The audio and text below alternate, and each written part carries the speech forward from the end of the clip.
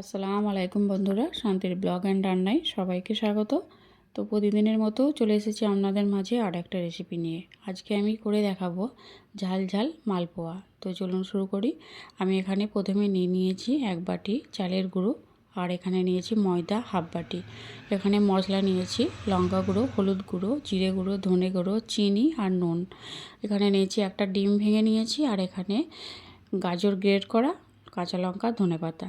তো চলুন শুরু করি। আমি এখানে একটা বোল নিয়েছি, এর মধ্যে দিয়ে দিলাম হাফ বাটি ময়দা, আর এখানে আমি দিয়ে দেব 1 বাটি চালের গুঁড়ো, আতপ চালের গুঁড়ো।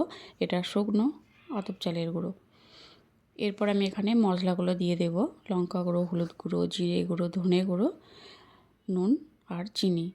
আমি এখানে সব 1 চামচ করে নিয়েছি, চিনি নিয়েছি 2 চামচ। তো এখানে চিনিটা দিচ্ছি এই জন্যেই এর স্বাদটা আর একটু বেশি ভালো হবে। এখানে নিয়েছি গ্রেট করা গাজর, ধনেপাতা কুচি, কাঁচা লঙ্কা কুচি, সবগুলো উপকরণ দিয়ে দিয়েছি। এরপর আমি এখানে দিয়ে দেব একটা ডিমকে ভেঙে নিয়েছি, ডিমটা দিয়ে দিলাম। তো বন্ধুরা, আপনারা চাইলে এখানে ডিমটা যদি না পছন্দ করেন বাদ দিতে পারেন। এরপর আমি সবগুলো উপকরণ, শুকনো উপকরণগুলো একটা কাঁটা চামচ দিয়ে এভাবে ভালো করে মিশিয়ে নেব। তো এইভাবে করে ঝাল ঝাল মালপোয়া পিঠা কে কে বানিয়েছেন সেটা অবশ্যই কমেন্টে জানাবেন। তো শুকনো উপকরণগুলো প্রথমে একটা কাঁটা চামচ দিয়ে এভাবে মেখে নিয়েছি। এরপর আমি এখানে নর্মাল পানি দিয়ে এটাকে মেখে নেব। অল্প অল্প করে পানি দিয়ে এভাবে করে একটা চামচ দিয়ে, আপনারা চাইলে এই কাজটা হাত দিয়েও মেখে নিতে পারেন। এইভাবে করে অল্প অল্প পানি দেব, আর এটাকে একটা পাতলা বেটা তৈরি করে নেব, যেভাবে আমরা মালপোয়া বানাই। আর এখানে আমি ময়দা দিয়েছি, আপনারা চাইলে এখানে আটাও ব্যবহার করতে পারেন। তো এইভাবে অল্প অল্প পানি দিয়ে দেখুন একটা বেটা তৈরি করে নিয়েছি। এই দেখুন, এটা ঠিক এরকম হবে, খুব বেশি পাতলা হবে না আর খুব বেশি ঘনও হবে না, ঠিক এরকম হবে। তো এটাকে আমি রেস্টে 5 মিনিটের জন্য রেখে দিয়েছিলাম। তো ফিরে এলাম। এরপর আমি এখানে দিয়ে দেব 1 চামচ সাদা তিল।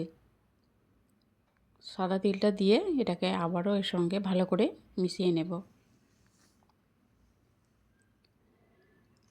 তো এটাকে একটু ভালো করে আবার চামচ দিয়ে একটু ফেটিয়ে নিলাম। যত এটা বেশি ফেটানো হবে পিঠাগুলো তত বেশি ফুলে উঠবে। এদিকে এটা রেডি হয়ে গেছে। এরপর আমি এখানে বসিয়ে দিয়েছি একটা কড়াই। কড়াইটা ভালো করে গরম করে নিয়েছি প্রথমে। তারপর আমি এর মধ্যে পরিমাণ মতো তেল দিয়ে দিয়েছি। তেলটাকে খুব ভালো করে গরম করে নিয়েছি। তেলটা গরম হয়ে গেছে। এরপর এক হাতা এভাবে নিয়ে তেলের মধ্যে দিয়ে দিলাম। দেখুন এভাবে এবার উল্টে পাল্টে এগুলোকে ভেজে নেব।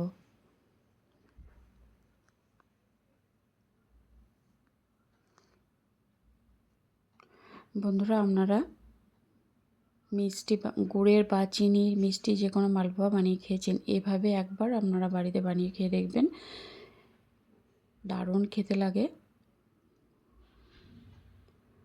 একইভাবে আবার আমি এরকমভাবে সবগুলোকেই ভেজে নেব। দেখুন কত সুন্দর ফুলে উঠছে।